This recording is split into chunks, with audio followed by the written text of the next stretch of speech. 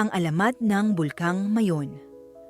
Sa isang lupain kung saan ang mga bundok ay sumasayaw sa hangin at ang mga ilog ay umaawit ng mga awit ng pag-ibig, nanirahan si Daragang Magayon, isang prinsesa na ang kagandahan ay sumasalamin sa bawat sulok ng kanyang kaharian.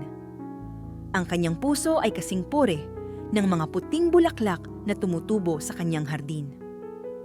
Isang araw, dumating sa kanilang nayon si Panganoron, isang matapang na mandirigma mula sa malayong kaharian.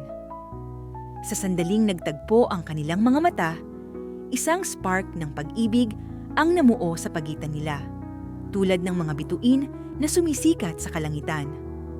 Ngunit may isang kontrabida, si Pagtuga, isang malupit na dato na nagnais din kay Magayon. Naganap ang isang matinding labanan sa pagitan ni Panganoron at Pagtuga. Sa kasamaang palad, sa gitna ng labanan, nasawi si Magayon. At sa sakit ng kanyang pagkamatay, pati si Panganoron ay naglaho. Ngunit ang kanilang pag-ibig ay hindi namatay. Mula sa libingan ni Magayon, unti-unting bumangon ang isang marilag na bundok, ang Bulkang Mayon. Ang perpektong hugis nito ay sumasalamin sa kagandahan ni Daragang Magayon. At tuwing may ulap na bumabalot sa tuktok nito, sinasabing si Panganoron iyon na binibisita ang kanyang minamahal.